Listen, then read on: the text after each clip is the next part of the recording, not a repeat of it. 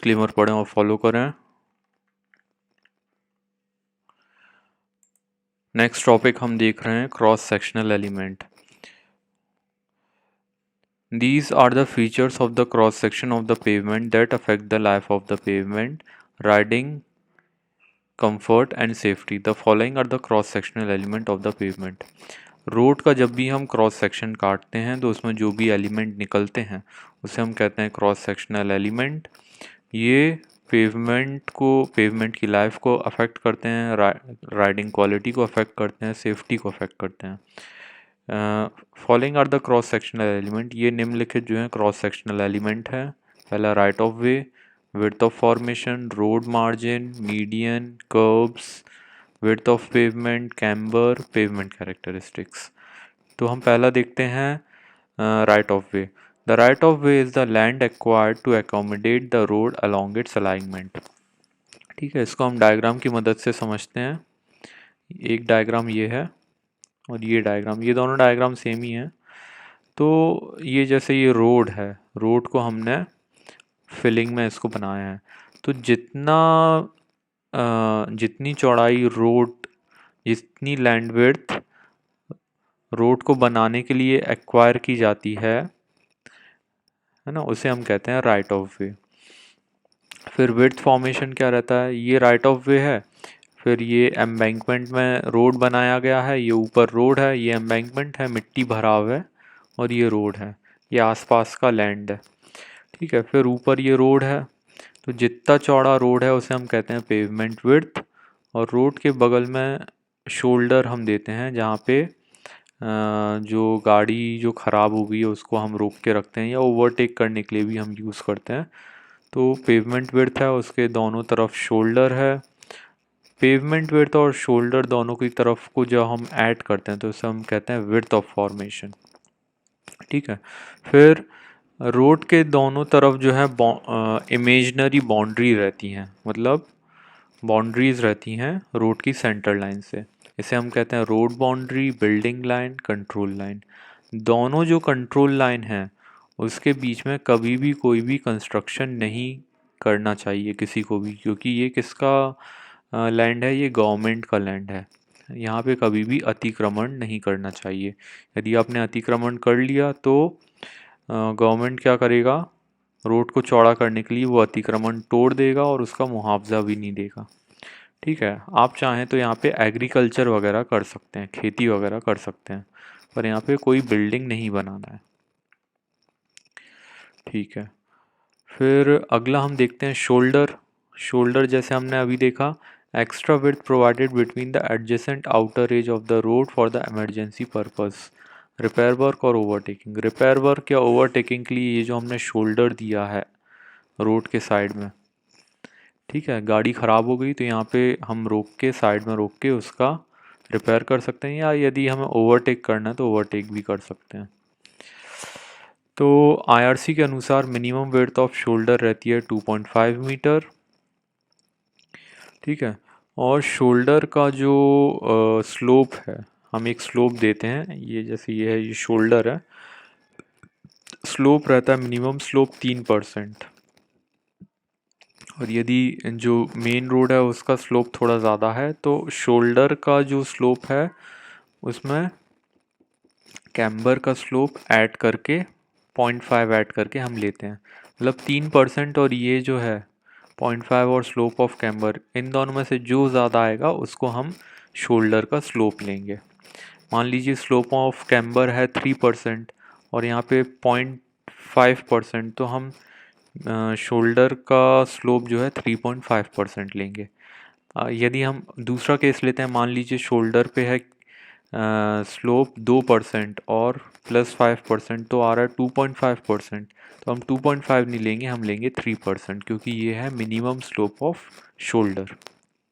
ठीक है, तो शोल्डर के बाद हम देखते हैं मीडियन। मीडियन ये है, ये बीच में ये जो दोनों लेन को डिवाइड कर रहा है उसको हम कहते हैं मीडियन। मीडियन क्या करता है, हेड ऑन कोलिजन को रोकता है, मतलब अपोजिट डायरेक्शन से गाड़ी आ रही है, एक गाड़ी इस तरफ जा रही है, ये गाड़ी इस तरफ जा रही है, तो दोनों के बीच में सेपरेशन है तो एक्सीडेंट को रोकेगा। फिर यहाँ बीच में हम पेड़ वगैरह लगा देते हैं तो दोनों की जो हेडलाइट हैं उसकी इफ़ेक्ट को कम करेगा। ठीक है, और ये जो है ये दो मेन जो है इनके काम रहते हैं। अगला चीज़ है कर्व। कर्व क्या रहता है? फुटपाथ और रोड के बीच में जो सेपरेशन जो रहता है उसे हम कहते हैं कर्व। ठीक है, अब कर्व दो तीन तरह के रहते हैं, एक लो या माउंटेबल कर्व, एक रहता है सेमी बैरियर टाइप कर्व, एक रहता है बैरियर कर्व। ठीक है, तो कर्व का फंक्शन क्या रहता है? To facilitate and control drainage. Drainage देने के काम में आता है, मतलब यहाँ पे ड्रेन बनी रहती है, नाली बनी रहती है, ड्रेनेज देने के काम में आता है। To strengthen and protect the pavement edge. Pavement का जो कोना है उसको प्रोटेक्ट करने के लिए काम में आता है। अगला है टू डीलाइनेट द पेवमेंट एज। वो ठीक है, पेवमेंट एज को प्रोटेक्ट करने में और बरकरार रखने में मदद करता है। To present a more finished appearance, अच्छा दिखने में हेल्प करता है। To assist in orderly development of the road side, मतलब रोड के दोनों तरफ अच्छे से डेवलपमेंट हो उसको इंश्योर करता है। ठीक है, तो इसके तीन टाइप हैं। लो या माउंटेबल कर्व, ये रहता है, इसकी हाइट रहती है 10 सेंटीमीटर और इस पे जो है अ, इस पे जो है गाड़ी चढ़ के, मतलब गाड़ी यहाँ पे चढ़ जाएगी और यहाँ से भी आगे जा सकता है। एक रहता है semi barrier type of curve, ये रहता है 15 सेंटीमीटर का। ठीक है, और एक रहता है बैरियर टाइप 20 सेंटीमीटर का, है ना, इसकी हाइट 20 सेंटीमीटर रहती है, मतलब गाड़ी यहाँ पे फुटपाथ पे नहीं जा पाएगी। ठीक है, अगला हम देखते हैं width of the pavement. Width of the pavement कितना रहता है? यदि सिंगल लेन है तो विड्थ रहेगा पेवमेंट का 3.75 मीटर। यदि टू लेन है तो 7 मीटर। यदि टू लेन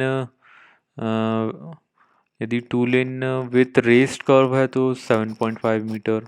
ठीक है, और यदि मल्टीपल लेन है तो 3.5 मीटर पर लेन। ठीक है, इस तरह से रहता है।